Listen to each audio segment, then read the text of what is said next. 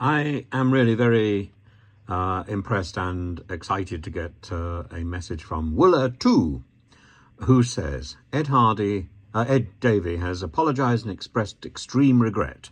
Yep. Ministers are absolutely dependent on the quality of information provided to them, and it is particularly hard for them to intervene with operational issues that lie within the remit of arm's length bodies such as Royal Mail. I agree. I write, says Wooler 2, as a former civil servant and subsequent director-level official in a statutory regulator. Davey was generally considered a highly capable minister and light years ahead of the current miserable bunch. I'm sure you're right. Which makes the current miserable bunch so significantly inferior and in need of removal. And I don't doubt any of that. I don't expect Ed Hardy to have intervened as a minister in the day-to-day running of the ministry. I don't even expect him to have intervened in the day-to-day running of the Post Office Limited. But I do expect him to meet relevant members of the public, particularly those members of the public who are directly involved in what they would describe as abuses going on within the post office system.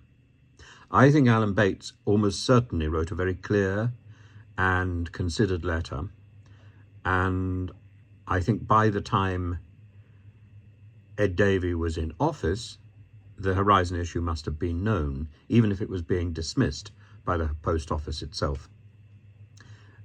I think it's the duty of ministers to see relevant members of the public, particularly those members of the public who have been involved in these specific issues. People who write form letters, people who campaign and add their names to lists and love protesting, that's another matter.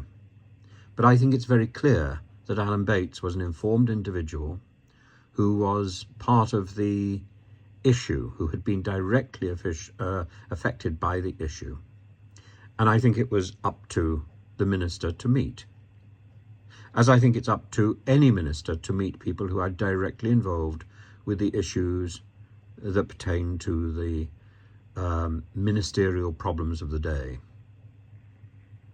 And I can think of other instances in other ministries, some of which I know personally, some of which I've been involved with personally, where the response of the minister is simply to say, it's no point in my meeting, it wouldn't do any good.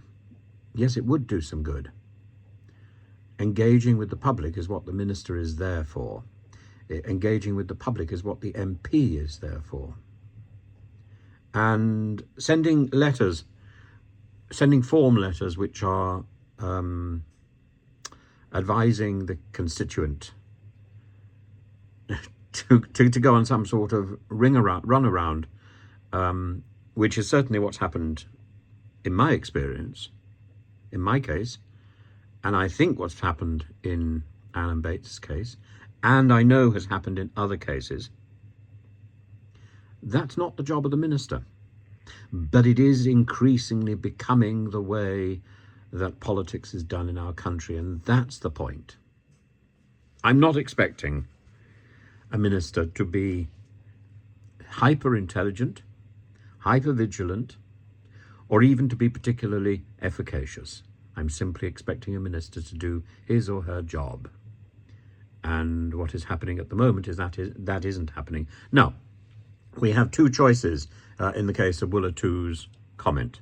Either the minister himself, Ed Davey, is at fault for rejecting this letter, or it's a senior member of the civil service who has not passed that letter on and who has taken it upon themselves to sign off and send a dismissive response.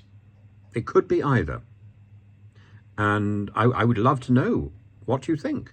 Do you think Ed Davey is responsible for this, or do you think that this is a civil servant who's got in the way and stopped the letter getting to Ed Davey? I have no idea. But the the impression I get is that Davey is trying to avoid responsibility. And then Davey went on to work for one of the main legal firms that was directly responsible for prosecuting or for picking up the prosecution and the post office's side of the Horizon problem. Ed Davey was part of the problem, not part of the solution. Now, if that furnished funds for his for his pockets, fine, but he has to take responsibility for that.